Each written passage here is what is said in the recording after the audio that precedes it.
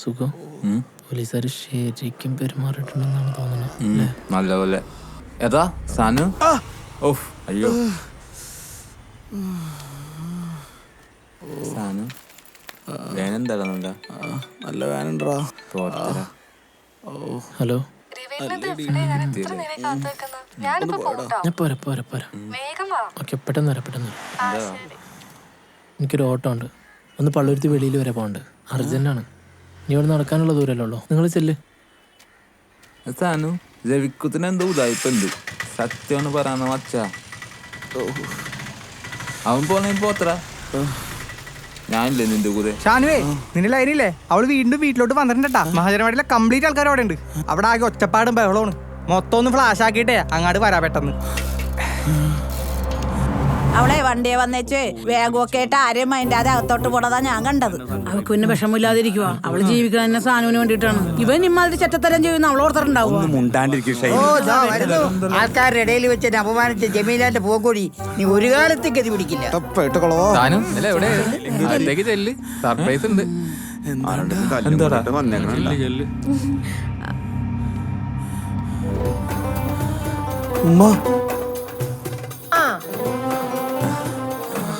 അന്റെ കൂടെ എപ്പോഴും ഈ ചെയ്ത്താൻ കൂടെ ഉണ്ടല്ലേ? ഈ ചെറുത്താന്റെ കൂടെ നടക്കരുതെന്ന് നിന്നോട് ഞാൻ പറഞ്ഞിട്ടില്ലടാ. ആ കുട്ടീന്റെ തന്തേരെ അടുത്തുനിന്ന് വേണ്ടതുപോലെ കിട്ടിയിട്ടുണ്ടല്ലോ. അന്റെ ഈ നിപ്പ് കാണുമ്പോഴേ അന്റെ തന്തേനെ എനിക്ക് ഓർമ്മ വരണത്.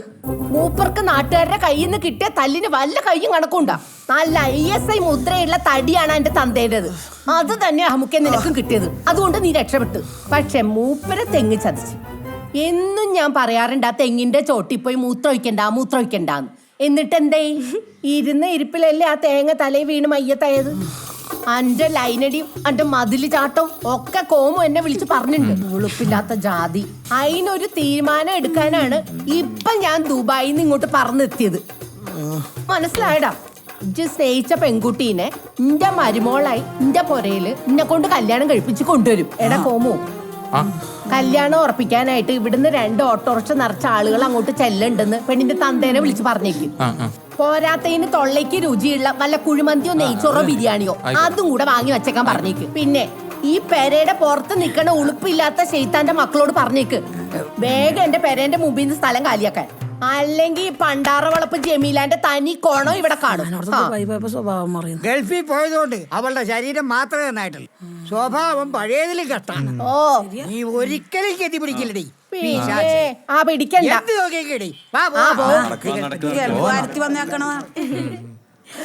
കാര്യം ഞാൻ അറബീന്റെ വീട്ടിലെ മെയിൻ ഗദ്ദാമയാണ്. പക്ഷേങ്കിൽ അറബി എന്നെ കൊണ്ട് ഒരു ജോലിയും ചെയ്യിക്കില്ല കേട്ടോ. ഒരു ദിവസം ഞാൻ അറബീന്റെ വീട്ടിലിരുന്ന് മംഗളം വാരിക വായിച്ചോണ്ടിരുന്നപ്പോ എന്റെ ഡയറിന്ന് സാനുവിന്റെ ഒരു ഫോട്ടോ അറബിക്ക് കിട്ടി. അതിനുശേഷം എന്റെ പുറകെ നടക്കലാണ് അറബീന്റെ മെയിൻ പരിപാടി. എന്തിനാന്നറിയോ? അറബീന്റെ ചെറിയ മോളായിട്ട് എന്റെ സാനുവിനെ കെട്ടിക്കാൻ. എങ്ങനെയെങ്കിലും ഓനെ ഞാൻ അവിടുത്തെ ഷെയ്ക്കാക്കാൻ വിചാരിച്ചു നിക്കുമ്പോഴല്ലേ സാനുവിന്റെ ലൈൻ മതില് ചാടിയെന്ന് പറഞ്ഞ് കോമുന്റെ വിളി വരണത്. പെൺകുട്ടികളുടെ കണ്ണീരിന്റെ ശാപം വാങ്ങാൻ എന്റെ കുട്ടീനെ കൊണ്ട് ഞാൻ സമ്മതിക്കൂല. അതുകൊണ്ടാണ് ഞാൻ ഈ കല്യാണത്തിന് സമ്മതിച്ചത്. എനിക്ക് ഇത്രേ പറയാനുള്ളൂ. ഇനി നിങ്ങളെല്ലാവരും കൂടി കല്യാണത്തിന്റെ ഡേറ്റും കൂടി അങ്ങ് ഫിക്സ് ചെയ്തേക്ക്. എന്തേ? നിങ്ങൾ എന്താ ആലോചിക്കണം? നല്ലൊരു തീരുമാനം പറയുന്നത്.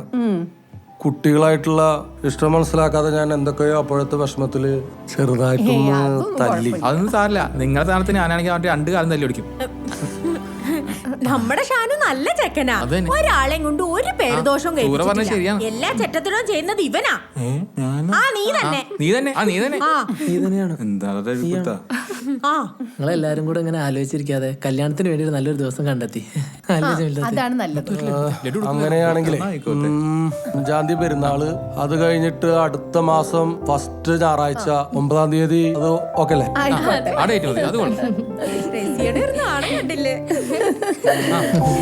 അങ്ങനെ നമ്മുടെ സാനുവിന്റെ കല്യാണം സെറ്റായി.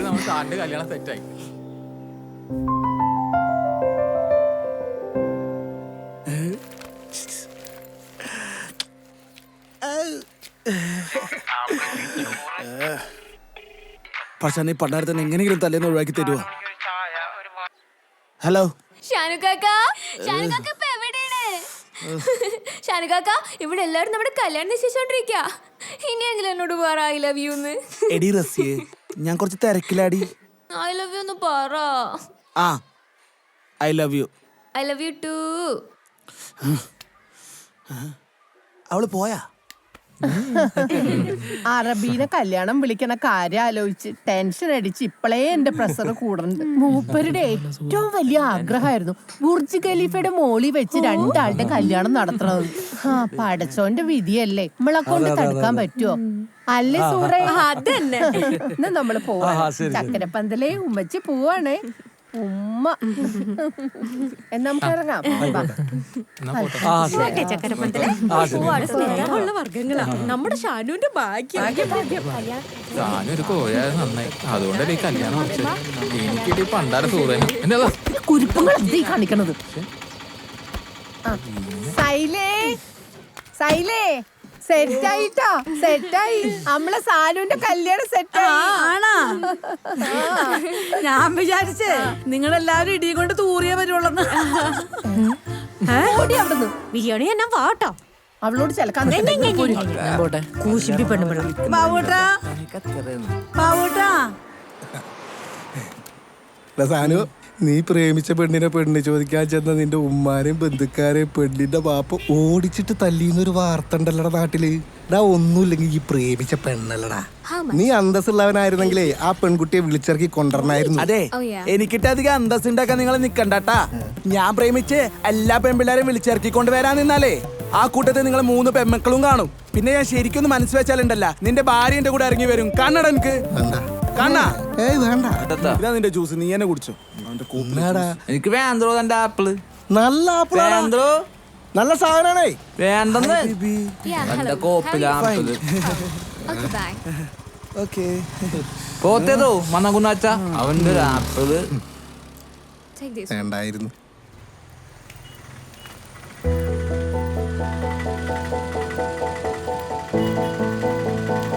Hi hi. നീയോ എങ്ങോട്ടാ? ഫോട്ടോ വെച്ച് വരെ. രവേട്ട ഓട്ടത്തിലാണോ? ശരി എന്നാ, ശരി എന്നാ, ഓക്കെ ബൈ. ശരി എന്നാ.